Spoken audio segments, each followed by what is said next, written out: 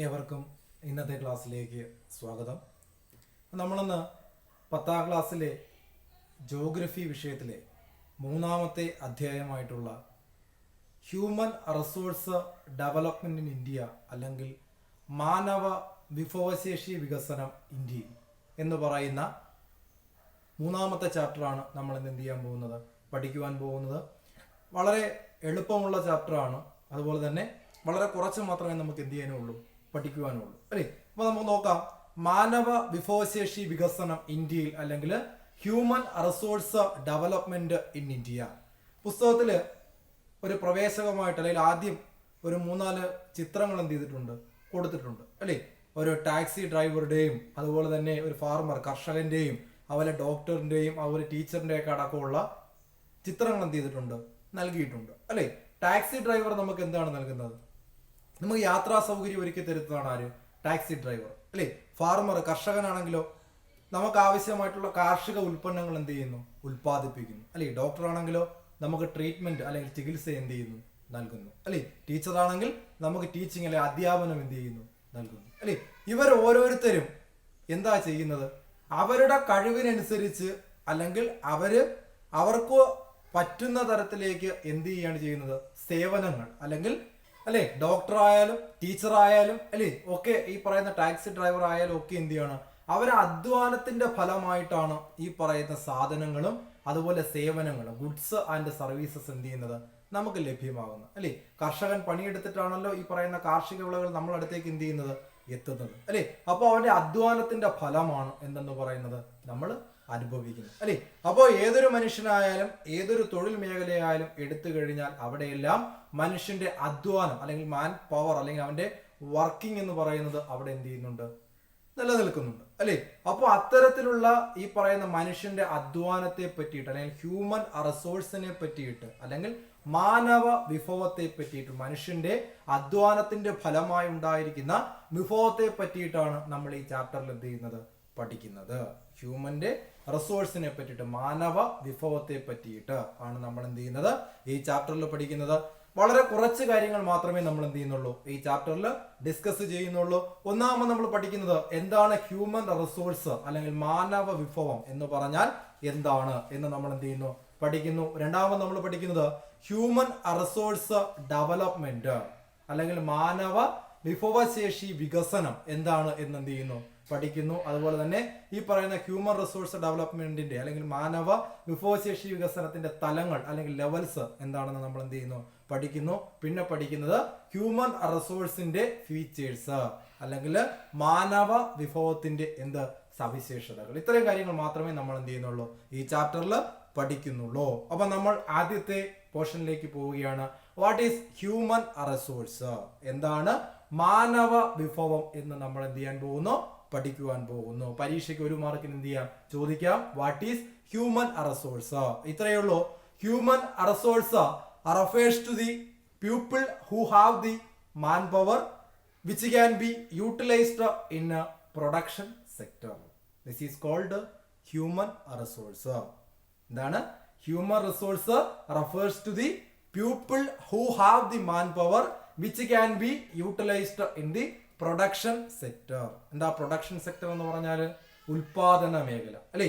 ആ ഉൽപാദന മേഖലയിൽ ഉപയോഗിക്കുവാൻ കഴിയുന്ന അധ്വാന ശേഷിയുള്ള ജനങ്ങളെയാണ് നമ്മൾ എന്തെന്നറിയപ്പെടുന്നത്, മാനവ വിഭവം അല്ലെങ്കിൽ ഹ്യൂമൻ റിസോഴ്സ് എന്ന പേരിൽ അറിയപ്പെടുന്നത്.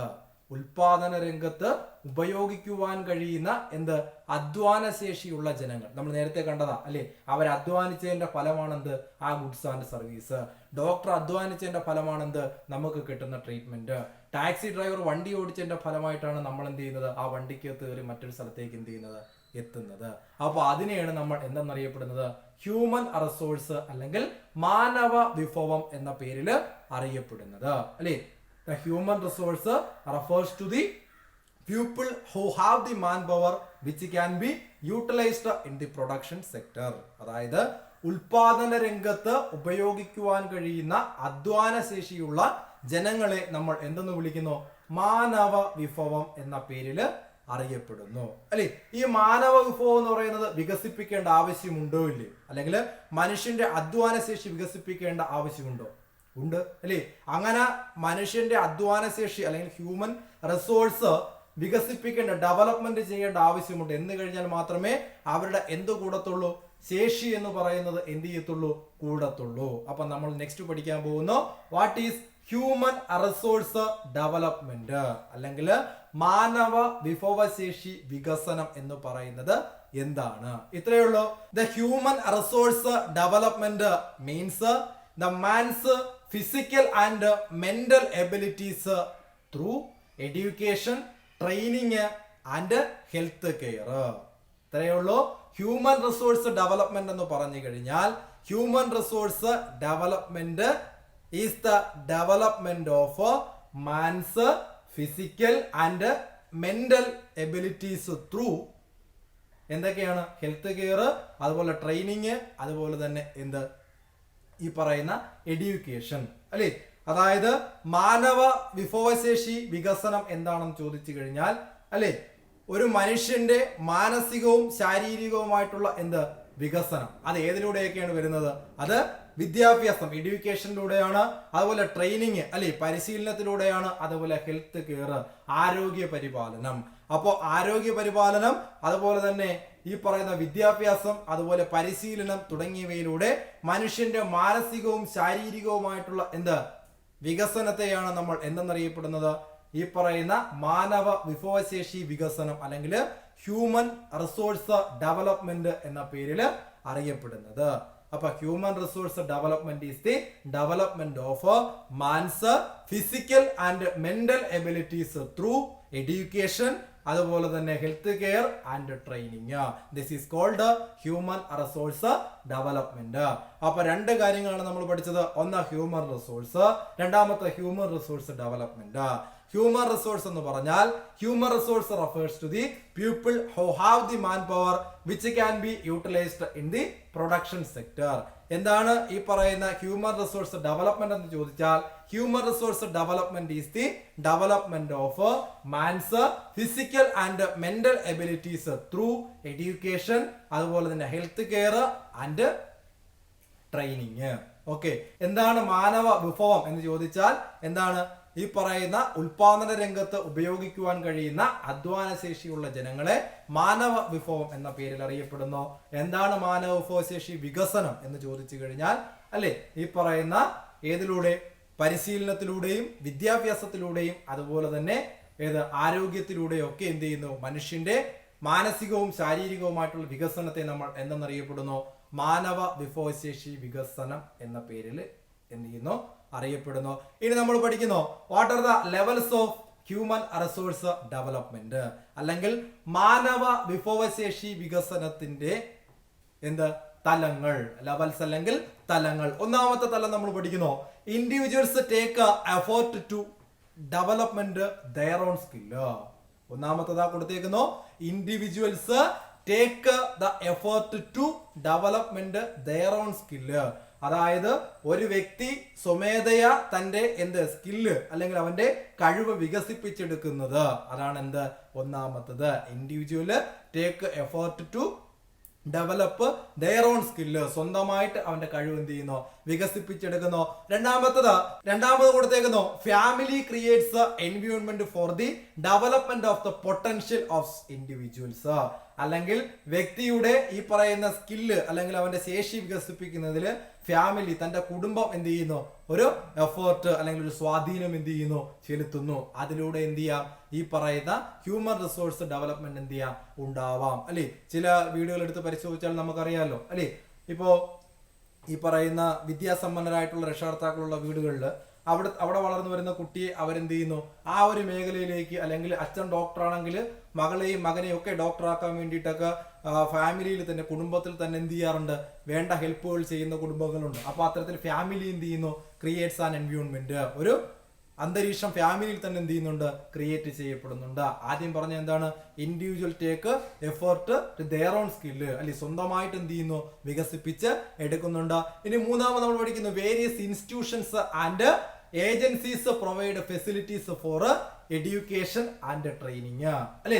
വേരിയസ് ഇൻസ്റ്റിറ്റ്യൂഷൻ ആൻഡ് ഏജൻസീസ്, ഒരുപാട് സ്ഥാപനങ്ങൾ എന്ത് ചെയ്യാറുണ്ട്, ഈ പറയുന്ന ട്രെയിനിങ്ങിനും അതുപോലെ എഡ്യൂക്കേഷനും പരിശീലനത്തിനും വിദ്യാഭ്യാസത്തിനും ഒക്കെ വേണ്ടിയിട്ടുള്ള സഹായങ്ങൾ എന്ത് ചെയ്യാറുണ്ട്, നൽകാറുണ്ട് അല്ലെ. സ്കൂളുകളിൽ എന്താ ചെയ്യുന്നത്, നിങ്ങൾക്ക് വേണ്ടിയിട്ടുള്ള സഹായങ്ങളല്ലേ നൽകുന്നതാ.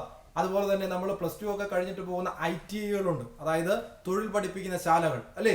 അത് ഗവൺമെന്റിന്റെ കീഴിലും അല്ലാതെയൊക്കെ എന്ത് ചെയ്യുന്നുണ്ട്, പ്രവർത്തിക്കുന്നുണ്ട്. അവിടെയൊക്കെ നമുക്ക് എന്ത് ചെയ്യാറുണ്ട്, നമ്മുടെ കഴിവ് വികസിപ്പിച്ചെടുക്കുന്നതിന് വേണ്ടിയിട്ടുള്ള സഹായങ്ങൾ എന്ത് ചെയ്യാറുണ്ട്, കിട്ടാറുണ്ട്. അപ്പോൾ ഈ പറയുന്ന various institutions and agencies provide facilities for education and training. And last one, nation provide necessary facilities. നമ്മുടെ രാജ്യവും എന്ത് ചെയ്യുന്നുണ്ട്, നമുക്ക് വേണ്ടിയിട്ടുള്ള ഫെസിലിറ്റികൾ എന്ത് ചെയ്യാറുണ്ട്, പ്രൊവൈഡ് ചെയ്യാറുണ്ട്. നമ്മുടെ രാജ്യവും നമുക്ക് വേണ്ടിയിട്ടുള്ള ഫെസിലിറ്റീസ് അല്ലെങ്കിൽ സൗകര്യങ്ങൾ ചെയ്തു തരാറുണ്ട്. കാര്യം എന്താ, നമ്മൾ ഈ പറയുന്ന കാര്യങ്ങളെല്ലാം പഠിച്ചിട്ട് പുറത്തോട്ടിറങ്ങുമ്പോൾ നമുക്ക് ആവശ്യമായിട്ടുള്ള തൊഴിലുകൾ അല്ലെ, സർക്കാർ മേഖലയിലടക്കം തൊഴിലുകൾ ആര് സൃഷ്ടിക്കാറുണ്ട്, ഗവൺമെന്റ് അല്ലെങ്കിൽ രാജ്യം എന്ത് ചെയ്യാറുണ്ട്, സൃഷ്ടിക്കാറുണ്ട് അല്ലെ. അപ്പോൾ these are the various levels of എന്താ ഹ്യൂമൻ റിസോഴ്സ് ഡെവലപ്മെന്റ്. ഒന്നാമത് നമ്മൾ പറഞ്ഞു individual take effort there own skill, അല്ലെങ്കിൽ സ്വന്തമായിട്ട് അവന്റെ കഴിവ് വികസിപ്പിച്ചെടുക്കുന്നതിന് വേണ്ടിയിട്ട്. രണ്ടാമത്തത് ഫാമിലി ക്രിയേറ്റ്സ് ആൻ അറ്റ്മോസ്ഫിയർ അല്ലെ, കുടുംബം എന്ത് ചെയ്യുന്നുണ്ട്, ഒരു അന്തരീക്ഷം എന്ത് ചെയ്യുന്നുണ്ട്, സൃഷ്ടിക്കുന്നുണ്ട്. മൂന്നാമത്തത് various agencies and institutions provide ഈ പറയുന്ന എഡ്യൂക്കേഷൻ ആൻഡ് ട്രെയിനിങ് അല്ലെ. ഒരുപാട് സ്ഥാപനങ്ങൾ എന്ത് ചെയ്യുന്നുണ്ട്, പരിശീലനവും വിദ്യാഭ്യാസവും ഒക്കെ എന്ത് ചെയ്യുന്നുണ്ട്, നൽകുന്നുണ്ട്. And last one, nation provide necessary facilities. രാജ്യം എന്ത് ചെയ്യുന്നുണ്ട്, ഒരുപാട് സൗകര്യങ്ങൾ എന്ത് ചെയ്യുന്നുണ്ട്, ഒരുക്കി തരുന്നുണ്ട്. ഓക്കെ, അപ്പൊ ആദ്യത്തെ സെക്ഷനിൽ നമ്മൾ ഈ കാര്യങ്ങളാണ് എന്ത് ചെയ്യുന്നത്, പഠിച്ചിരിക്കുന്നത്. ഹ്യൂമൻ റിസോഴ്സ് എന്താണെന്നും അതുപോലെ ഹ്യൂമൻ റിസോഴ്സ് ഡെവലപ്മെന്റ് എന്താണെന്നും അതുപോലെ levels of human resource development എന്താണെന്നും നമ്മൾ എന്ത് ചെയ്തു, പഠിച്ചു കഴിഞ്ഞു. ഇനി ഒരൊറ്റ കാര്യം കൂടി പഠിച്ചു കഴിഞ്ഞാൽ ഈ ചാപ്റ്റർ എന്ത് ചെയ്തു, ഇവിടെ കഴിഞ്ഞു. പരീക്ഷയ്ക്കൊക്കെ ആവർത്തിച്ച് ചോദിക്കുന്ന ഒരു ചോദ്യമാണ് ഇനി നമ്മൾ എന്ത് ചെയ്യാൻ പോകുന്നത്, പഠിക്കാൻ പോകുന്നത്. What are the features of human resource development? What are the features of human resource അല്ലെങ്കിൽ മാനവ വിഭവത്തിന്റെ സവിശേഷതകൾ എന്തെല്ലാം? മാനവ വിഭവത്തിന്റെ സവിശേഷതകൾ എന്തെല്ലാം അല്ലെങ്കിൽ ഫീച്ചേഴ്സ് ഓഫ് ഹ്യൂമൻ റിസോഴ്സ്. ഇവിടെ ഒരു ചാർട്ട് തന്നിട്ടുണ്ട്, അത് നിങ്ങളും കൂടെ ശ്രദ്ധിക്കുക. മാനവ വിഭവത്തിനെ അല്ലെങ്കിൽ ഹ്യൂമൻ റിസോഴ്സിനെ നമ്മൾ പ്രധാനമായിട്ടും അതിന്റെ ഫീച്ചറിനെ രണ്ടായിട്ട് എന്ത് ചെയ്യുന്നു, ഡിവൈഡ് ചെയ്യുന്നു. ഹ്യൂമൻ റിസോഴ്സിന്റെ ഫീച്ചറിനെ രണ്ടായിട്ട് എന്ത് ചെയ്യുന്നു, ഡിവൈഡ് ചെയ്യുന്നു. ദാ ഇവിടെ കാണാം അല്ലെ. ഒന്നാമത്തത് ക്വാണ്ടിറ്റേറ്റീവ് ഫീച്ചർ എന്നും രണ്ടാമത്തത് ക്വാളിറ്റേറ്റീവ് ഫീച്ചർ എന്നിങ്ങനെയാണ് എന്ത് ചെയ്യുന്നത്, രണ്ടായിട്ട് തിരിക്കുന്നത്.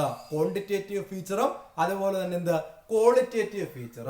ക്വാണ്ടിറ്റേറ്റീവ് ഫീച്ചർ എന്ന് പറഞ്ഞു കഴിഞ്ഞാൽ ഗണപരമായിട്ടുള്ള സവിശേഷതകൾ.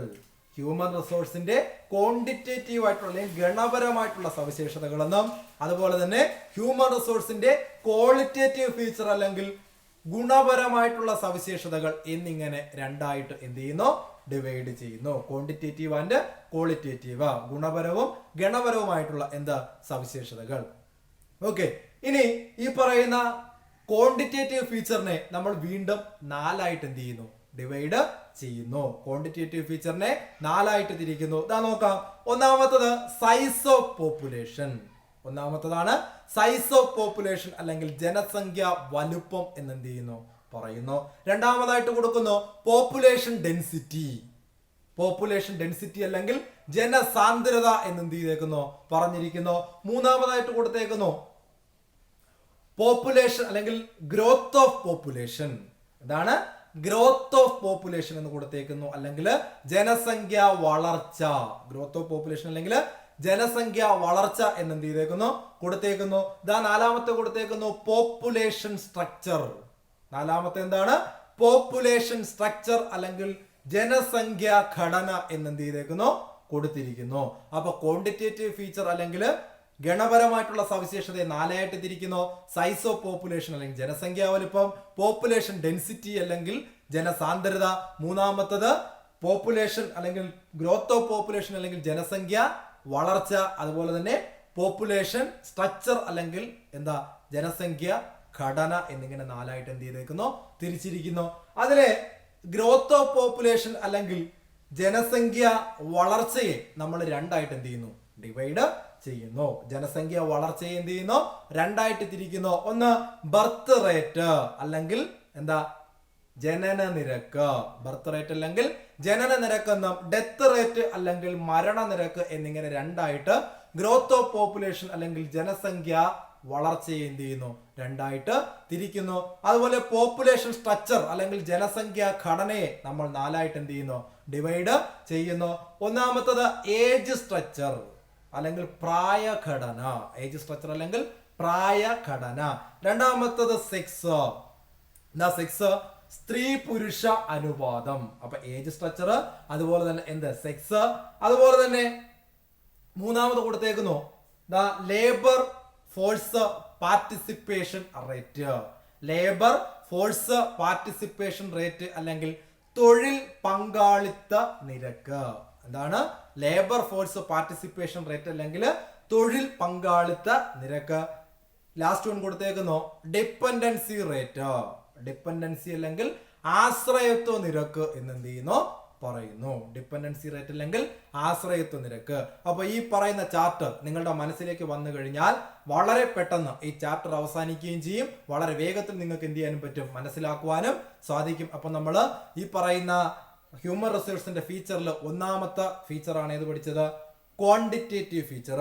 നാലായിട്ട് ഡിവൈഡ് ചെയ്യുന്നു. ഏതൊക്കെയാണ്, size of population, population density, അതുപോലെ ഗ്രോത്ത് ഓഫ് പോപ്പുലേഷൻ. അതിൽ രണ്ടെണ്ണം വരുന്നു. ഏതാ, ബർത്ത് റേറ്റും ഡെത്ത് റേറ്റും. അതുപോലെ തന്നെ ഏതാ, പോപ്പുലേഷൻ സ്ട്രക്ചർ. അതിൽ നാലെണ്ണം വരുന്നു. ഏതൊക്കെയാണ്, ഒന്ന് ഏജ് സ്ട്രക്ചർ, രണ്ടാമത്തെ സെക്സ് റേറ്റ്, മൂന്നാമത്തത് പിന്നെ labour force participation rate and dependency rate അല്ലേ. അപ്പൊ ഏത് കഴിഞ്ഞു, ക്വാണ്ടിറ്റേറ്റീവ് ഫീച്ചർ എന്ത് ചെയ്തോ, കഴിഞ്ഞു. അടുത്ത നെക്സ്റ്റ് ക്വാളിറ്റേറ്റീവ് ഫീച്ചർ അല്ലെങ്കിൽ ഗുണപരമായിട്ടുള്ള സവിശേഷത. ആ ഗുണപരമായിട്ടുള്ള സവിശേഷതയെ നമ്മൾ രണ്ടായിട്ട് എന്ത് ചെയ്യുന്നു, ഡിവൈഡ് ചെയ്യുന്നു. ഒന്നാമത്തത് എഡ്യൂക്കേഷനും രണ്ടാമത്തത് ഹെൽത്ത് കെയർ.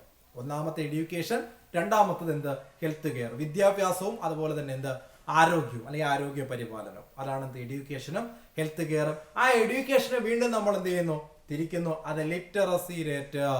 ലിറ്ററസി റേറ്റ് എന്ന് പറഞ്ഞാൽ എന്താണ്, സാക്ഷരതാ നിരക്ക്. ലിറ്ററസി റേറ്റ് എന്ന് ഇപ്പുറത്തെ ഹെൽത്ത് കെയറിനെ നമ്മൾ തിരിക്കുന്നു ലൈഫ് എക്സ്പെക്ടൻസി അല്ലെങ്കിൽ ആയുദൈർഘ്യം എന്ന പേരിൽ എന്ത് ചെയ്യുന്നു, അറിയപ്പെടുന്നു. ലൈഫ് എക്സ്പെക്ടൻസി അല്ലെങ്കിൽ ആയുദൈർഘ്യം അല്ലെ.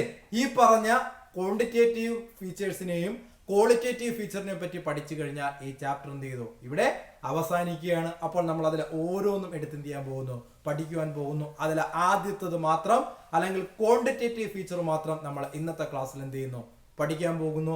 അപ്പോ ക്വാണ്ടിറ്റേറ്റീവ് ഫീച്ചറിൽ ആദ്യത്തത് ഏതാണ്, സൈസ് ഓഫ് പോപ്പുലേഷൻ അല്ലെങ്കിൽ ജനസംഖ്യ വലുപ്പം. സൈസ് ഓഫ് പോപ്പുലേഷൻ അല്ലെങ്കിൽ ജനസംഖ്യ വലുപ്പം. അപ്പൊ ക്വാണ്ടിറ്റേറ്റീവ് ഫീച്ചറിലെ ആദ്യത്തെ നമ്മൾ പഠിക്കാൻ പോവുകയാണ് സൈസ് ഓഫ് പോപ്പുലേഷൻ അല്ലെങ്കിൽ ജനസംഖ്യ വലുപ്പം എന്ന് പറയുന്നത് എന്താണ് എന്ന് പഠിക്കാൻ പോവുകയാണ്. നോക്കുക, the size of population refers to the total number of people residing in a country at a specific period of time. ഇത്രയേ ഉള്ളൂ. Size of population refers to the number of people residing in a country at a particular time or a specific period of time. ഒരു നിശ്ചിത കാലയളവിൽ ഒരു രാജ്യത്ത് താമസിക്കുന്ന ആളുകളുടെ എണ്ണത്തെയാണ് നമ്മൾ എന്തെന്ന് വിളിക്കുന്നത്, സൈസ് ഓഫ് പോപ്പുലേഷൻ അല്ലെങ്കിൽ ജനസംഖ്യ വലുപ്പം എന്ന പേരിൽ എന്ത് ചെയ്യുന്നത്, അറിയപ്പെടുന്നത്. ഇപ്പോ നമ്മുടെ ഇന്ത്യ രാജ്യത്ത് താമസിക്കുന്ന ആളുകളുടെ എന്ത് എണ്ണം അല്ലെ, ആ എണ്ണത്തെയാണ് എന്തെന്ന് വിളിക്കുന്നത്, ജനസംഖ്യ വലുപ്പം എന്ന പേരിൽ അറിയപ്പെടുന്നത്. അതൊരു പ്രത്യേക കാലയളവിലേക്കാണ്. അതായത് ഇന്ത്യയിൽ 10 വർഷം കൂടുമ്പോഴത്തേക്കാണ് നമ്മൾ ഇന്ത്യയിൽ എന്ത് ചെയ്യുന്നത്, ജനസംഖ്യ കണക്കാക്കുന്നത്. അതിന് നമ്മളൊരു പേരിൽ അറിയപ്പെടും. അതാണ് സെൻസസ്, പോപ്പുലേഷൻ സെൻസസ് അല്ലെങ്കിൽ ജനസംഖ്യ കണക്കെടുപ്പ് എന്ന പേരിൽ എന്ത് ചെയ്യുന്നത്, അറിയപ്പെടുന്നത്. ഇന്ത്യയിൽ 10 വർഷം കൂടുമ്പോഴാണ് എന്ത് ചെയ്യുന്നത്, ഇന്ത്യയിൽ സെൻസസ് എടുക്കുന്നത്. അപ്പൊ നോക്കുക, എന്താണ് സൈസ് ഓഫ് പോപ്പുലേഷൻ എന്ന് ചോദിച്ചാൽ, size of population refers to the number of people residing in a country at a particular period of time. ഒരു നിശ്ചിത കാലയളവിൽ ഒരു രാജ്യത്ത് താമസിക്കുന്ന ആളുകളുടെ എണ്ണം, അതിനെ എന്തെന്നറിയപ്പെടുന്നു, size of population. Size of population refers to the number of people residing in a country at a particular period of time. ഇനി ഈ പറയുന്ന പോപ്പുലേഷന്റെ സ്റ്റഡിയെ അല്ലെങ്കിൽ ദ സ്റ്റഡി ഓഫ് പോപ്പുലേഷൻ, ജനസംഖ്യ പഠനത്തെ നമ്മൾ ഡെമോഗ്രഫി എന്ന പേരിലാണ് എന്ത് ചെയ്യുന്നത്, അറിയപ്പെടുന്നത്. ജനസംഖ്യയെ കുറിച്ചുള്ള പഠനത്തെ നമ്മൾ എന്തെന്നറിയപ്പെടുന്നു, ഈ പറയുന്ന ഡെമോഗ്രഫി എന്ന പേരിൽ അറിയപ്പെടുന്നു. അപ്പൊ സ്റ്റഡി ഓഫ് പോപ്പുലേഷൻ എന്താണെന്ന് ചോദിച്ചു കഴിഞ്ഞാൽ അതെന്താണ്? ഡെമോഗ്രഫിയാണ്. ജനസംഖ്യയെ കുറിച്ചുള്ള പഠനത്തെ നമ്മൾ ഡെമോഗ്രഫി എന്ന പേരിൽ എന്ത് ചെയ്യുന്നു? അറിയപ്പെടുന്നു അല്ലെ. ഇനി നമ്മൾ പോപ്പുലേഷൻ സെൻസസ് അല്ലെങ്കിൽ ജനസംഖ്യ കണക്കെടുപ്പിനെ പറ്റി എന്ത് ചെയ്യാണ്? പഠിക്കുവാൻ പോവാണ് അല്ലെ. ഓരോ രാജ്യവും അവരുടെ രാജ്യത്ത് താമസിക്കുന്ന ആളുകളുടെ എണ്ണം അല്ലെ, നമ്പർ ഓഫ് പീപ്പിൾസ്, അതുപോലെ തന്നെ അവരുടെ ഏജ്, അവരുടെ പ്രായം, അതുപോലെ അവരുടെ സെക്സ്, സ്ത്രീയാണോ പുരുഷനാണോ എന്നുള്ളത്, അതുപോലെ അവരുടെ സോഷ്യോ എക്കണോമിക് സ്റ്റാറ്റസ്, അവരുടെ സാമൂഹികവും സാമ്പത്തികവുമായിട്ടുള്ള സ്റ്റാറ്റസ്, സ്ഥിതിയൊക്കെ എന്ത് ചെയ്യാറുണ്ട്? രേഖപ്പെടുത്തി വെക്കാറുണ്ട്. അതിനെയാണ് നമ്മൾ എന്തെന്നറിയപ്പെടുന്നത്? പോപ്പുലേഷൻ സെൻസസ് എന്ന പേരിൽ അറിയപ്പെടുന്നത് അല്ലെ. അപ്പൊ every country collects information on the number of people residing in the country, their age, their socio economic status, അതുപോലെ തന്നെ സെക്സ് എക്സെട്ര അല്ലെ. ഇതിനെ നമ്മൾ എന്തെന്നറിയപ്പെടുന്നു? പോപ്പുലേഷൻ സെൻസസ് എന്ന പേരിൽ അറിയപ്പെടുന്നു, അല്ലെങ്കിൽ ജനസംഖ്യ കണക്കെടുപ്പ് എന്ന പേരിൽ അറിയപ്പെടുന്നു അല്ലെ. ഓരോ രാജ്യവും അവരുടെ രാജ്യത്ത് താമസിക്കുന്ന ആളുകളുടെ എണ്ണം, അവരുടെ തൊഴില്, അതുപോലെ സ്ത്രീയാണോ പുരുഷനാണോ എന്നും അവരുടെ സാമൂഹിക സാമ്പത്തിക സ്ഥിതി തുടങ്ങിയവയെല്ലാം എന്ത് ചെയ്യാറുണ്ട്? രേഖപ്പെടുത്തി വെക്കാറുണ്ട്. അതിനെയാണ് നമ്മൾ എന്തെന്നറിയപ്പെടുന്നത്? പിന്നെ പോപ്പുലേഷൻ സെൻസസ് അല്ലെങ്കിൽ ജനസംഖ്യ കണക്കെടുപ്പ് എന്ന പേരിൽ അറിയപ്പെടുന്നത് അല്ലെ. Every country collects information on the number of people residing in a country, അതുപോലെ തന്നെ ദെയർ സെക്സ്, അതുപോലെ അവരുടെ ഏജ്, അതുപോലെ തന്നെ സോഷ്യോ എക്കണോമിക് സ്റ്റാറ്റസ്. ഇതിനെ നമ്മൾ എന്തെന്നറിയപ്പെടുന്നു? പോപ്പുലേഷൻ സെൻസസ് എന്ന പേരിൽ എന്ത് ചെയ്യുന്നു? അറിയപ്പെടുന്നു അല്ലെ. ഇന്ത്യയിൽ 10 വർഷം കൂടുമ്പോഴത്തേക്കാണ് ഇന്ത്യയിൽ എന്ത് നടക്കുന്നത്? സെൻസസ് നടക്കുന്നത് അല്ലെ. ഇന്ത്യയില് 10 വർഷം കൂടുമ്പോഴത്തേക്കാണ് സെൻസസ് എടുക്കുന്നത്. ഇന്ത്യയിൽ ഏറ്റവും അവസാനം സെൻസസ് രേഖപ്പെടുത്തിയത് 2011 മാർച്ച് 1-നാണ് ഇന്ത്യയിൽ എന്ത് ചെയ്തേക്കുന്നത്? രേഖപ്പെടുത്തിയിരിക്കുന്നത്. സെൻസസ് എടുത്തിരിക്കുന്നത്. ഇനി അടുത്ത 10 വർഷം കഴിയുമ്പോൾ, ഇനിയിപ്പോ വരാറായി, അപ്പൊ ഇനി 10 വർഷം കൂടുമ്പോഴാണ് എന്ത് ചെയ്യുന്നത്? സെൻസസ് എടുക്കുന്നത് അല്ലെ. അപ്പൊ 2011 മാർച്ച് 1-നാണ് ഇന്ത്യയിൽ എന്ത് ചെയ്തേക്കുന്നത്? അവസാനമായിട്ട് സെൻസസ് രേഖപ്പെടുത്തിയിരിക്കുന്നത്. അന്ന് 2011 രേഖപ്പെടുത്തിയപ്പോൾ ഇന്ത്യയുടെ ടോട്ടൽ പോപ്പുലേഷൻ അല്ലെങ്കിൽ മൊത്ത ജനസംഖ്യ എന്ന് പറയുന്നത് 121.02 കോടിയായിരുന്നു. 121.02 കോടിയാണ് 2011 എന്ത് ചെയ്തത്? സെൻസസ് എടുത്തപ്പോൾ ഉള്ളത്. ഇപ്പൊ അതിൽ നിന്ന് കൂടി പോയിക്കൊണ്ടിരിക്കുകയാണ് അല്ലെ. അപ്പോ അതില് ഫീമെയിൽസ് അല്ലെങ്കിൽ സ്ത്രീകൾ എത്രയായിരുന്നു ചോദിച്ചാൽ അത് 58.65 ആണ്. 58.65 ആര്? സ്ത്രീകള്. അതുപോലെ തന്നെ പുരുഷന്മാരെന്ന് പറഞ്ഞാൽ 62.37 പുരുഷന്മാരും ഏതിലുണ്ടായിരുന്നു? 2011 സെൻസസ് പ്രകാരം എന്ത് ചെയ്യുന്നത്? പറയുന്നത്. അപ്പൊ 10 വർഷം കൂടുമ്പോഴത്തേക്കാണ് ഇന്ത്യയിൽ എന്ത് ചെയ്യുന്നത്? സെൻസസ് എടുക്കുന്നത്. ഇനി ഈ പറയുന്ന ഇന്ത്യയില് ഈ പറയുന്ന census activities are handled by, അല്ലെങ്കിൽ ഇന്ത്യയില് സെൻസസ് പ്രവർത്തനങ്ങളൊക്കെ നടത്തുന്നത് ആരാണ് ചോദിച്ചു കഴിഞ്ഞാൽ office of the population registrar general and census commissioner ആണ് ഇന്ത്യയിൽ എന്ത് ചെയ്യുന്നത്? പോപ്പുലേഷൻ എന്ത് ചെയ്യുന്നത്? എടുക്കുന്നത്. അല്ലെങ്കിൽ പോപ്പുലേഷൻ ആക്ടിവിറ്റീസ് ആർ അല്ലെങ്കിൽ census activities are handled by the office of the population registrar general and census commissioner ആണ് ഇന്ത്യയിൽ എന്ത് ചെയ്യുന്നത്? ഈ പറയുന്ന പോപ്പുലേഷൻ അല്ലെങ്കിൽ സെൻസസ് എന്ത് ചെയ്യുന്നത്? എടുക്കുന്നത്. ഇനി ഈ പറയുന്ന പോപ്പുലേഷൻ സെൻസസ് അല്ലെങ്കിൽ ജനസംഖ്യ കണക്കെടുപ്പ് നടത്തേണ്ട ആവശ്യമുണ്ടോ എന്ന് പുസ്തകത്തിൽ എന്ത് ചെയ്തേക്കുവാണ്? ഒരു ചോദ്യം ചോദിച്ചിരിക്കുകയാണ് അല്ലെ. Why the population studies conducted, അതായത് ജനസംഖ്യാ പഠനം നടത്തേണ്ട ആവശ്യമുണ്ടോ എന്ന് എന്ത് ചെയ്തേക്കുവാണ്? ചോദിച്ചിരിക്കുകയാണ് അല്ലെ. The population studies help the government to assess the different needs of the people and plan activities and programmes or policies accordingly. അതായത് ജനസംഖ്യാ പഠനം നടത്തുന്നതിലൂടെയാണ് എന്ത് സാധ്യമാക്കുന്നത്? The population studies help the government to assess, ഗവൺമെന്റിനെ എന്ത് ചെയ്യുന്നതിന് വേണ്ടിയിട്ട്? ടു അസസ്, ഗവൺമെന്റിനെ കണക്കാക്കാൻ സാധിക്കുന്നത് എന്താണ്? The different needs of the people, ജനങ്ങളുടെ ഡിഫറന്റ് നീഡ്സ്, അതായത് വ്യത്യസ്തമായിട്ടുള്ള ജനങ്ങളുടെ നീഡ്സ്, ആക്ടിവിറ്റീസ്, പ്രവർത്തനങ്ങളും പദ്ധതികളും ഒക്കെ എന്ത് ചെയ്യാൻ വേണ്ടിയിട്ട്? പ്ലാൻ ചെയ്യുന്നതിന് വേണ്ടിയിട്ട് എന്ത് ചെയ്യുന്നു? സഹായിക്കുന്നു. അപ്പൊ population study help the government to assess the needs of the people and plan activities and policies accordingly. അതനുസരിച്ച് പ്ലാൻസും ആക്ടിവിറ്റീസ് അല്ലെങ്കിൽ പദ്ധതികളും നയങ്ങളും ഒക്കെ എന്ത് ചെയ്യുന്നതിന് വേണ്ടിയിട്ട്? ഗവൺമെന്റിന് നടത്തുന്നതിന് വേണ്ടിയിട്ടാണ് നമ്മൾ എന്ത് സംഘടിപ്പിച്ചിരിക്കുന്നത്? ഈ പറയുന്ന പോപ്പുലേഷൻ സ്റ്റഡി എന്ത് ചെയ്തേക്കുന്നത്? സംഘടിപ്പിച്ചിരിക്കുന്നത്. അപ്പൊ population study helps the government to assess the different needs of the people and plan various policies and activities accordingly. Okay, അത് കൂടാതെ കൊടുത്തിട്ടുണ്ട്. ഒന്നാമത് quantifies the goods and services required. Quantifies the goods and services required. എന്താ quantifies the goods and services required എന്ന് പറഞ്ഞാൽ നമ്മുടെ രാജ്യത്തിന് ആവശ്യമായിട്ടുള്ള എന്ത് ഗുഡ്സ് ആൻഡ് സർവീസസ്, സാധനങ്ങളും സേവനങ്ങളും എന്ത് ചെയ്യുന്നതിന് വേണ്ടിയിട്ട്? കണ്ടെത്തുന്നതിന് വേണ്ടിയിട്ട്. അത് കൂടാതെ കൊടുത്തേക്കുന്ന 4 പോയിന്റ് കൂടെ കൊടുത്തിട്ടുണ്ട് അല്ലെ. ഒന്നാമത് കൊടുത്തേക്കുന്നത് എന്താണ്? Informs the availability of human resource in a country. ഒരു രാജ്യത്ത് ലഭ്യമായിട്ടുള്ള എന്ത് ഹ്യൂമൻ റിസോഴ്സ്, മാനവ വിഭവത്തിന്റെ എന്ത് അവൈലബിലിറ്റി, ലഭ്യത എന്ത് ചെയ്യുന്നതിന് വേണ്ടിയിട്ട്? കണ്ടെത്തുന്നതിന് വേണ്ടിയിട്ട്. മൂന്നാമത് കൊടുത്തേക്കുന്നു deficit the extend basic facilities required by the people.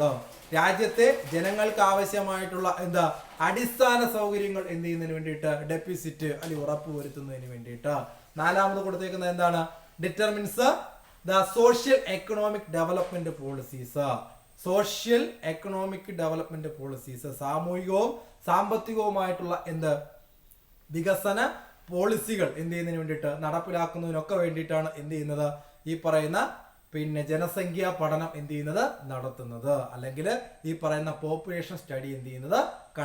Conduct ചെയ്യുന്നത്. ഏതൊക്കെയാണ്? ഒന്നാമത് informs the availability of human resource, അല്ലെങ്കിൽ മാനവ വിഭവത്തിന്റെ എന്ത് അവൈലബിലിറ്റി, ലഭ്യത ഉറപ്പാക്കുന്നതിന്. 2, quantify the goods and services required, അല്ലെങ്കിൽ രാജ്യത്ത് ആവശ്യമായിട്ടുള്ള സാധനങ്ങളും സേവനങ്ങളും എന്ത് ചെയ്യുന്നതിന് വേണ്ടിയിട്ട്? കണ്ടെത്തുന്നതിന്. അതുപോലെ ഡെഫിസിറ്റ് ദ എക്സ്റ്റെൻഡ് ബേസിക് എന്താ ഇൻ ഫെസിലിറ്റീസ് റിക്വയർഡ്, അടിസ്ഥാന ആവശ്യങ്ങൾ എന്ത് ചെയ്തത്? റിക്വയർഡ് ആവശ്യമായിട്ടുള്ള അടിസ്ഥാന ആവശ്യങ്ങൾ ഉറപ്പുവരുത്തുന്നതിന്. അതുപോലെ തന്നെ ക്വാണ്ടിഫൈസ് ദി ഗുഡ്സ് ആൻഡ് സർവീസ് നമ്മൾ പറഞ്ഞാണ്. നാലാമത്തത് എന്താണ്? എന്താ determines the socio economic development, സാമൂഹികവും സാമ്പത്തികവുമായിട്ടുള്ള എന്ത് ഡെവലപ്മെന്റ്, പുരോഗതിക്ക് ഒക്കെയാണ് എന്ത് ചെയ്തേക്കുന്നത്? ഈ പറയുന്ന പോപ്പുലേഷൻ സ്റ്റഡി എന്ത് ചെയ്യുന്നത്? കണ്ടക്ട് ചെയ്യുന്നത്. അത് കൂടാതെ നമ്മുടെ യുണൈറ്റഡ് നേഷൻസ് ഓർഗനൈസേഷന്റെ അല്ലെങ്കിൽ UN ഒരു കണക്ക് താഴെ കൊടുത്തിട്ടുണ്ട്. എന്താ UN എന്ന് പറഞ്ഞാൽ? നമ്മൾ പഠിച്ചതാ 2ാം ലോക മഹായുദ്ധാനന്തരം അല്ലെ ഇനിയൊരു ലോകമഹായുധം ഉണ്ടാവരുത് എന്നുള്ള ലക്ഷ്യത്തോടു കൂടി ലോകത്തുള്ള ഒട്ടുമിക്ക രാജ്യങ്ങളെല്ലാം കൂടെ ചേർന്നുകൊണ്ട് ഒപ്പിട്ട സംഘടനയാണ് ഏത്? United Nations organisation. ആ UN ഒരു കണക്ക് അവിടെ കൊടുത്തിട്ടുണ്ട്. 2014 UN റിപ്പോർട്ട് അനുസരിച്ച് നമ്മുടെ വേൾഡിലാകമാനം, ലോകത്താകമാനം 724.4 ക്രോസ്, 724.4 കോടി ജനങ്ങളുണ്ട് എന്ന് എന്ത് ചെയ്യുന്നു? പറയുന്നു അല്ലെ. ജനസംഖ്യയിൽ 1ാം സ്ഥാനത്ത് ചൈനയാണ് അല്ലെ. 2ാം സ്ഥാനത്ത് ആരാണ്? ഇന്ത്യയാണ് അല്ലെ. അപ്പൊ 1ാം സ്ഥാനത്ത് നിൽക്കുന്ന ചൈനയും 2ാം സ്ഥാനത്ത് നിൽക്കുന്ന ആര്? ഇന്ത്യയും. അവരെടുത്ത് പരിശോധിച്ചു കഴിഞ്ഞാൽ ഈ ലോകത്തെ 724.4 കോടി ജനസംഖ്യ ഉണ്ടെന്ന് പറയുന്നതിൽ 6 പേരെ എടുത്ത് പരിശോധിച്ചാൽ അതിൽ ഒരാള് എന്ന് പറയുന്നത് ആരായിരിക്കും? അത് ഇന്ത്യക്കാരനായിരിക്കും. കാര്യം ഇന്ത്യ ജനസംഖ്യയിൽ എത്രാം സ്ഥാനത്താണ്? 2ാം സ്ഥാനത്താണ് അല്ലെ. അപ്പോൾ 6 പേരെ എടുത്ത് പരിശോധിച്ചാൽ അതിൽ ഒരാള് എന്ന് പറയുന്നത് ആരാണ്? ഇന്ത്യക്കാരനാണ്. അത് മാത്രമല്ല ഇന്ത്യ ടോട്ടൽ പോപ്പുലേഷൻ മൊത്ത ജനസംഖ്യയുടെ 17.5, അതായത് 100 പേരെ എടുത്താൽ അതിൽ 17.5 ആൾക്കാർ ആരായിരിക്കും? ഇന്ത്യക്കാരാണ്. കാര്യം ജനസംഖ്യ നമ്മുടെ രാജ്യത്ത് എന്താണ്? കൂടുതലാണ് അല്ലെ. അപ്പൊ 1ാം സ്ഥാനത്ത് ആരാണ്? ചൈനയാണ് അല്ലെ. ചൈന എടുത്ത് പരിശോധിച്ചാൽ മൊത്ത ജനസംഖ്യയുടെ 19.4%, 19.4% എന്ന് പറയുന്നത് ആരുമാണ്? ചൈനക്കാരുമാണ്. അത് യുണൈറ്റഡ് നേഷൻസ് ഓർഗനൈസേഷന്റെ റിപ്പോർട്ട് റൂളിൽ എന്ത് ചെയ്യുന്നതാണ്? പറയുന്നതാണ് അല്ലെ. ഇന്ത്യ ലാൻഡ് ഏരിയയിൽ അല്ലെങ്കിൽ ഇന്ത്യ വലിപ്പത്തിന്റെ അടിസ്ഥാനത്തിൽ എത്രാമതാണ്? 7ാം സ്ഥാനത്താണ്. എന്നാൽ 2.4% മാത്രമേ നമ്മൾ എന്ത് ചെയ്യുന്നുള്ളൂ? ലോക വിസ്തൃതിയുടെ അല്ലെങ്കിൽ വേൾഡ് വിസ്തൃതിയുടെ എന്ത് ചെയ്യുന്നുള്ളൂ? ഭാഗമായിട്ട് വരുന്നുള്ളൂ. 2.4% മാത്രമേ എന്ത് ചെയ്യുന്നുള്ളൂ? വരുന്നുള്ളൂ. അപ്പൊ നോക്കുക, നമ്മുടെ സൈസ് ഓഫ് പോപ്പുലേഷൻ ആണ് പറഞ്ഞുകൊണ്ടിരുന്നത്. എന്താ സൈസ് ഓഫ് പോപ്പുലേഷൻ എന്ന് പറഞ്ഞാൽ? Size of population refers to the total number of people residing in a country at a particular time. അല്ലെ, ഒരു രാജ്യത്ത് നിശ്ചിത സമയത്ത് താമസിക്കുന്ന ആളുകളുടെ എന്ത് എണ്ണം. പിന്നെ നമ്മൾ പോപ്പുലേഷനെ കുറിച്ചുള്ള സ്റ്റഡി, അതിനെ ഡെമോഗ്രഫി എന്ന പേരിൽ എന്ത് ചെയ്യുന്നു? അറിയപ്പെടുന്നു. ജനസംഖ്യ പഠനത്തെ നമ്മൾ ഡെമോഗ്രഫി എന്ന പേരിൽ എന്ത് ചെയ്യുന്നു? ജനസംഖ്യയെ കുറിച്ചുള്ള പഠനത്തെ നമ്മൾ ഡെമോഗ്രഫി എന്ന പേരിൽ അറിയപ്പെടുന്നു അല്ലെ. പിന്നെ എന്താണ് സെൻസസ് എന്ന് നമ്മൾ പറഞ്ഞു അല്ലെ. 10 വർഷം കൂടുമ്പോഴത്തേക്കാണെങ്കിൽ സെൻസസ് എടുക്കുന്നത് അല്ലെ. അതുപോലെ തന്നെ അവരുടെ ഏജ്, അതുപോലെ സെക്സ്, അതുപോലെ തന്നെ സോഷ്യോ എക്കണോമിക് സ്റ്റാറ്റസ് ഒക്കെ എന്ത് ചെയ്യാറുണ്ട്, സെൻസസിൽ ഉൾപ്പെടുത്താറുണ്ട്. 10 വർഷം കൂടുമ്പോഴാണ് എടുക്കുന്നതൊക്കെ നമ്മൾ എന്ത് ചെയ്താണ് പറഞ്ഞതാണ്. പിന്നെ ഈ പോപ്പുലേഷൻ സ്റ്റഡി കണ്ടക്ട് ചെയ്യുന്നതിന്റെ കാരണവും നമ്മൾ എന്ത് ചെയ്താണ് പറഞ്ഞതാണ്. അപ്പോൾ ക്വാണ്ടിറ്റേറ്റീവ് ഫീച്ചറിലെ അല്ലെങ്കിൽ ഗണപരമായിട്ടുള്ള സവിശേഷതയിലെ ഒന്നാമത്തെ പോപ്പുലേഷൻ ഡെൻസിറ്റി അല്ലെങ്കിൽ ജനസംഖ്യാ വലുപ്പം എന്ത് ചെയ്തു കഴിഞ്ഞു. ഇനി രണ്ടാമത്തെ നമ്മൾ പഠിക്കുന്നു ഡെൻസിറ്റി ഓഫ് പോപ്പുലേഷൻ അല്ലെങ്കിൽ ജനസാന്ദ്രത. നമുക്കറിയാം ജനസാന്ദ്രത എന്ന് പറഞ്ഞാൽ എല്ലാ സ്ഥലങ്ങളിലും ഒരുപോലെയാണോ ആൾക്കാരുടെ എണ്ണം എന്ന് പറയുന്നത്? അല്ല, പല സ്ഥലങ്ങളിലും ആളുകൾ താമസിക്കുന്നതിന്റെ എണ്ണം എന്ന് പറയുന്നത് എന്താണ്, വ്യത്യസ്തമാണ് അല്ലേ. ഗുജറാത്തിലെ ആളുകളുടെ എണ്ണമല്ല കേരളത്തിലുള്ളത്, കേരളത്തിലെ ആളുകളുടെ എണ്ണമല്ല എവിടെ ഉള്ളത്, ജമ്മു കാശ്മീരിലും. അപ്പൊ പല സ്ഥലങ്ങളിലും ആളുകളുടെ എണ്ണം എന്ന് പറയുന്നത് എന്താണ്, വ്യത്യസ്തമാണ് അല്ലേ. അതിനെ സ്വാധീനിക്കുന്ന അല്ലെങ്കിൽ ഈ പറയുന്ന പോപ്പുലേഷൻ ഡെൻസിറ്റിയെ ഇൻഫ്ലുവൻസ് ചെയ്യുന്ന ഫാക്ടേഴ്സ് അല്ലെങ്കിൽ സ്വാധീനിക്കുന്ന ഘടകങ്ങൾ ഏതാണ് നമുക്ക് തന്നെ അറിയാം. ഒന്ന് ജോബ്, നമ്മുടെ തൊഴിലിനെ അടിസ്ഥാനപ്പെടുത്തി അല്ലെങ്കിൽ ഇപ്പൊ ഡൽഹിയിലായാലും തിരുവനന്തപുരത്തൊക്കെ ആയാലും എന്താണ് ആളുകളുടെ എണ്ണത്തിൽ വർധനവുണ്ട്. കാര്യം എന്താണ്, നമ്മുടെ ഈ പറയുന്ന നിയമസഭയും സെക്രട്ടേറിയറ്റും ഒക്കെ എവിടെയാണ് സ്ഥിതി ചെയ്യുന്നത്, തിരുവനന്തപുരത്താണ്. അപ്പൊ അതിന് ആ തൊഴിലുമായിട്ട് ബന്ധപ്പെട്ട കുറെ ആൾക്കാർ എവിടെയായിരിക്കും താമസിക്കുന്നത്, അവിടെ ആയിരിക്കും. നമ്മുടെ ഇന്ത്യയുടെ ഭരണശിലാ കേന്ദ്രം എന്ന് പറയുന്നത് എവിടെയാണ്, ഡൽഹിയിലാണ് അല്ലെ. അവിടെയും അത്തരത്തിൽ ഒരുപാട് ഗവൺമെന്റ് സ്ഥാപനങ്ങളും ഒരുപാട് സ്ഥാപനങ്ങളുടെ ആസ്ഥാനം എല്ലാം എവിടെയാണ്, ഡൽഹിയിലാണ്. അപ്പൊ അവിടെയും ആളുകളുടെ എണ്ണത്തിൽ എന്താ ഉണ്ടാവാം, വർധന ഉണ്ടാവും അല്ലെ. അപ്പൊ ജോബ്, അതുപോലെ തന്നെ സിറ്റുവേഷൻസ് അല്ലെ, നമുക്ക് ജീവിക്കുവാൻ അനുയോജ്യമായിട്ടുള്ള സാഹചര്യവും കാലാവസ്ഥയും ഒക്കെ ഉള്ള സ്ഥലങ്ങളിൽ നമ്മൾ എന്ത് ചെയ്യാറുള്ളൂ, താമസിക്കാറുള്ളൂ. അപ്പൊ ഇതൊക്കെ എന്താണ്, പോപ്പുലേഷനെ ഇൻഫ്ലുവൻസ് ചെയ്യുന്ന ഫാക്ടേഴ്സ് ആണ് അല്ലെ. ഇനി എന്താണ് ഡെൻസിറ്റി ഓഫ് പോപ്പുലേഷൻ അല്ലെങ്കിൽ ജനസാന്ദ്രത എന്ന് ചോദിച്ചു കഴിഞ്ഞാൽ, the density of population refers to the number of people reside in a square kilometer. That the density of population refers to the number of people reside in a square kilometer area. അതായത് square kilometre എന്ന് പറഞ്ഞാൽ ഒരു ചതുരശ്ര kilometre. ഒരു ചതുരശ്ര kilometre ചുറ്റളവിൽ താമസിക്കുന്ന ആളുകളുടെ എണ്ണത്തെയാണ് നമ്മൾ എന്തെന്ന് വിളിക്കുന്നത്, പോപ്പുലേഷൻ ഡെൻസിറ്റി എന്ന് എന്ത് ചെയ്യുന്നത് അറിയപ്പെടുന്നത്. അതായത് ഒരു പ്രത്യേക മേഖല എടുക്കുന്നു അല്ലെ, ആ മേഖലയിൽ താമസിക്കുന്ന ആൾക്കാരുടെ എണ്ണം, അതിനെയാണ് എന്തെന്ന് അറിയപ്പെടുന്നത്, പോപ്പുലേഷൻ ഡെൻസിറ്റി. അതാണ് population density refers to the number of people reside in a square kilometer area. ഒരു സ്ക്വയർ കിലോമീറ്റർ ഏരിയയിൽ താമസിക്കുന്ന, ഒരു ചതുരശ്ര കിലോമീറ്റർ ഏരിയയിൽ താമസിക്കുന്ന ആളുകളുടെ എണ്ണം അല്ലെ. Population density refers to the number of people in a square kilometer area. ഒരു ചതുരശ്ര കിലോമീറ്റർ ചുറ്റളവിൽ താമസിക്കുന്ന ആളുകളുടെ എണ്ണത്തെയാണ് എന്തെന്നറിയപ്പെടുന്നത്, ഈ പറയുന്ന പോപ്പുലേഷൻ ഡെൻസിറ്റി എന്ന പേരിൽ അറിയപ്പെടുന്നത്. അതിനെ പറ്റിയിട്ട് നമുക്ക് വിശദമായിട്ടൊന്നും എന്ത് ചെയ്യാനില്ല, പഠിക്കുവാനായിട്ടില്ല. എന്നാണ് വേൾഡ് പോപ്പുലേഷൻ ഡേ അല്ലെങ്കിൽ ലോക ജനസംഖ്യാ ദിനം എന്നാണ് ചോദിച്ചാൽ അത് ജൂലൈ 11. ജൂലൈ 11 എന്തുകൊണ്ടാണ് ജൂലൈ 11 വേൾഡ് പോപ്പുലേഷൻ ഡേ ആയിട്ട് പ്രഖ്യാപിച്ചതെന്ന് ചോദിച്ചു കഴിഞ്ഞാൽ 1987 ജൂലൈ മാസം 11 തീയതിയാണ് നമ്മുടെ ലോകത്തെ ആകമാനമുള്ള ജനസംഖ്യ എന്ന് പറയുന്നത് 500 കോടിയായത്. ആ ദിവസത്തെ എന്ത് ചെയ്തു, വേൾഡ് പോപ്പുലേഷൻ ഡേ ആയിട്ട് എന്ത് ചെയ്തു, പ്രഖ്യാപിച്ചു ജൂലൈ 11. അപ്പോൾ എന്താണ് ഡെൻസിറ്റി ഓഫ് പോപ്പുലേഷൻ എന്ന് പറഞ്ഞാൽ, density of population refers to the people in a square kilometer area. ഒരു ചതുരശ്ര കിലോമീറ്റർ ചുറ്റളവിൽ താമസിക്കുന്ന ആളുകളുടെ എണ്ണത്തെ എന്തെന്ന് വിളിക്കുന്നു, പോപ്പുലേഷൻ ഡെൻസിറ്റി എന്ന പേരിൽ അറിയപ്പെടുന്നു. ജൂലൈ 11 എന്താണ്, പിന്നെ വേൾഡ് പോപ്പുലേഷൻ ഡേ അല്ലെങ്കിൽ ലോക ജനസംഖ്യാ ദിനമായിട്ട് എന്ത് ചെയ്യുന്നു, കണക്കാക്കപ്പെടുന്നു. അപ്പൊ രണ്ടാമത്തത് എന്ത് ചെയ്തു, കഴിഞ്ഞു, ഡെൻസിറ്റി ഓഫ് പോപ്പുലേഷൻ അല്ലെങ്കിൽ ജനസാന്ദ്രത. ഇനി മൂന്നാമത്തേലേക്ക് നമ്മൾ പോകുന്നു, population growth rate in India. Population growth rate in India അല്ലെങ്കിൽ ഇന്ത്യയിലെ ജനസംഖ്യ വളർച്ചാ നിരക്ക്. ഇന്ത്യയിലെ ജനസംഖ്യ വളർച്ചാ നിരക്ക് അല്ലെ.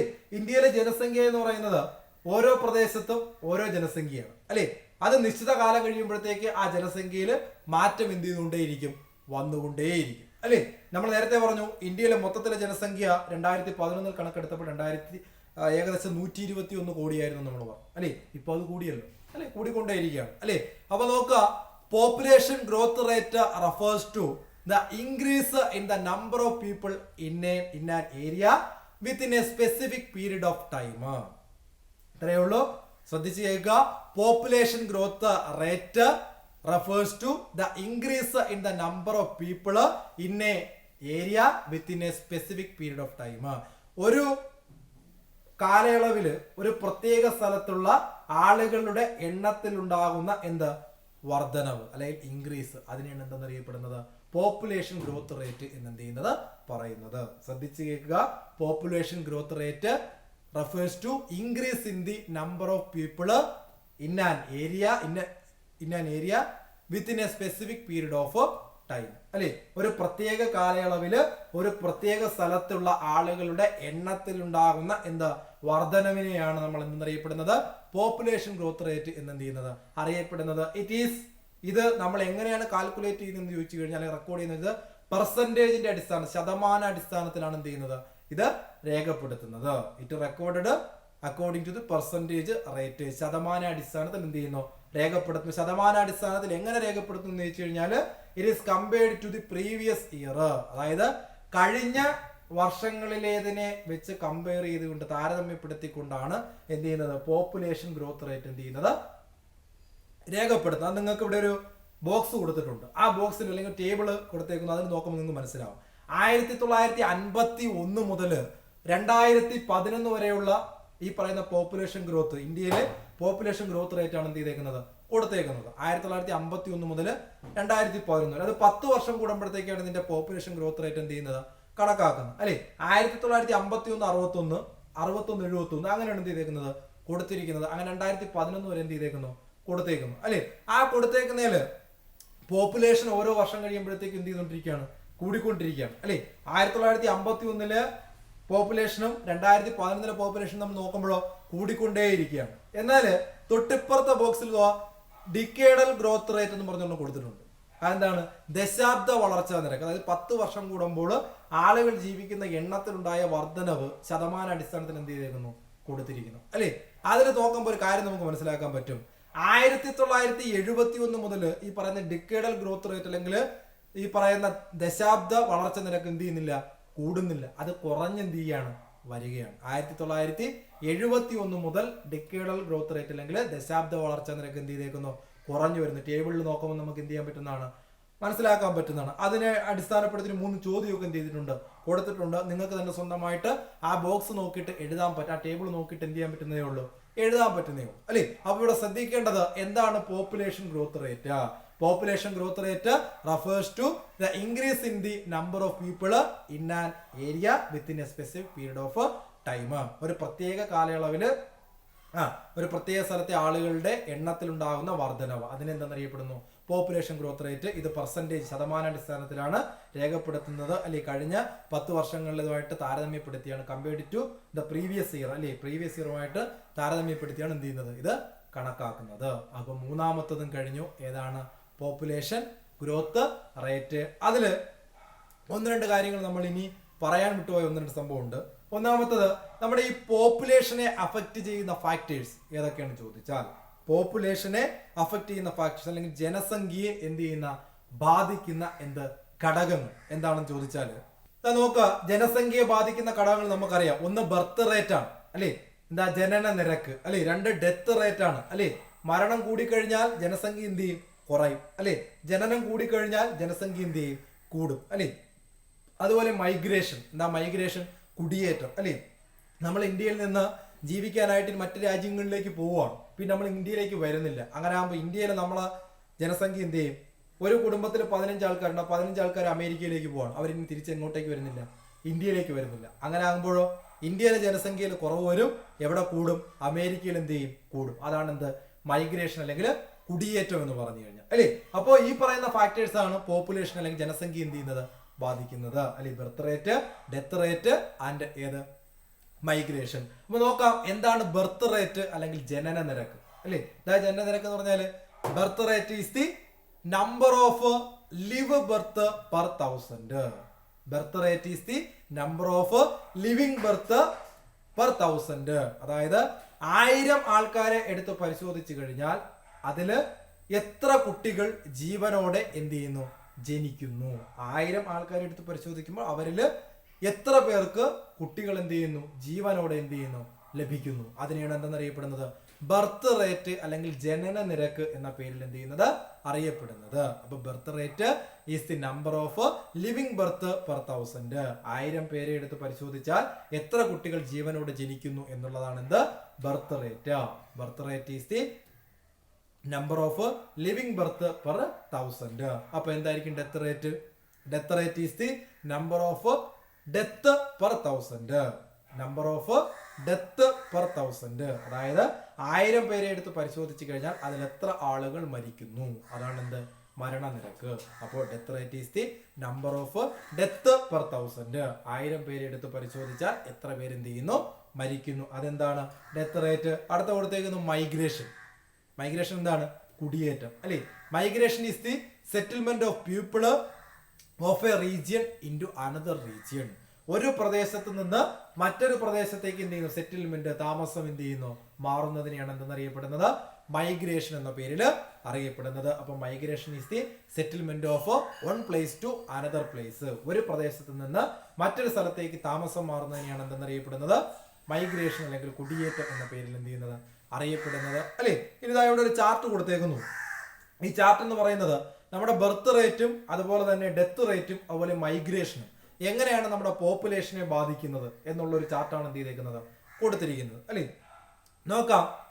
ഇതില് ബർത്ത് റേറ്റ് ഇൻക്രീസ് ചെയ്യുന്നു, ഡെത്ത് റേറ്റ് ഡിക്രീസ് ചെയ്യുന്നു. അതായത് ജനന നിരക്ക് കൂടുന്നു, കുട്ടികൾ എന്ത് ചെയ്തുകൊണ്ടിരിക്കുകയാണ്? ജനിച്ചുകൊണ്ടിരിക്കുകയാണ്. പക്ഷേ മരണം എന്ത് ചെയ്യുന്നില്ല?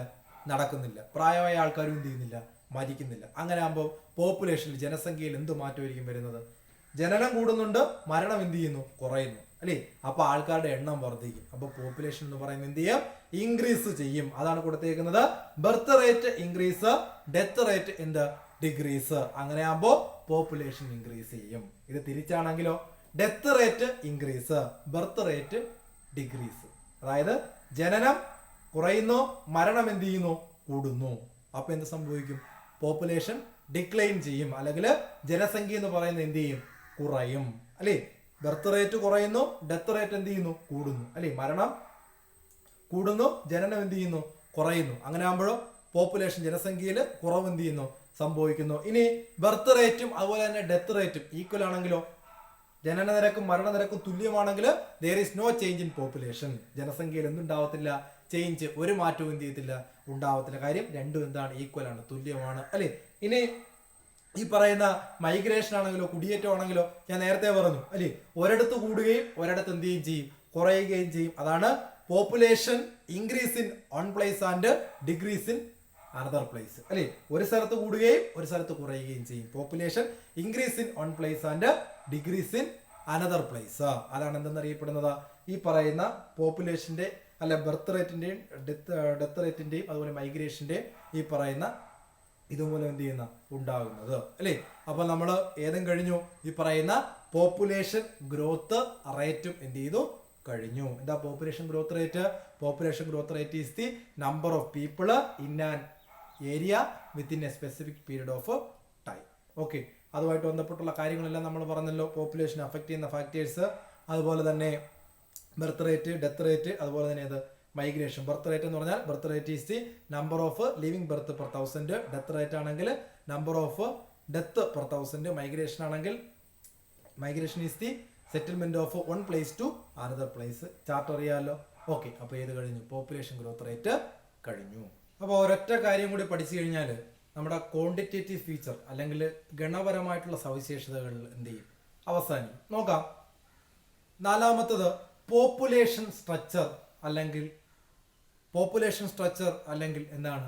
ജനസംഖ്യ ഘടന അല്ലേ? അതിന് നമ്മൾ 4 ആയിട്ട് ഡിവൈഡ് ചെയ്യുന്നു എന്ന് പറഞ്ഞായിരുന്നു അല്ലേ?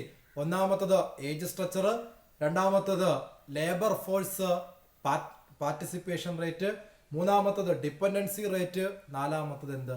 സെക്സ് റേഷ്യോ അല്ലേ?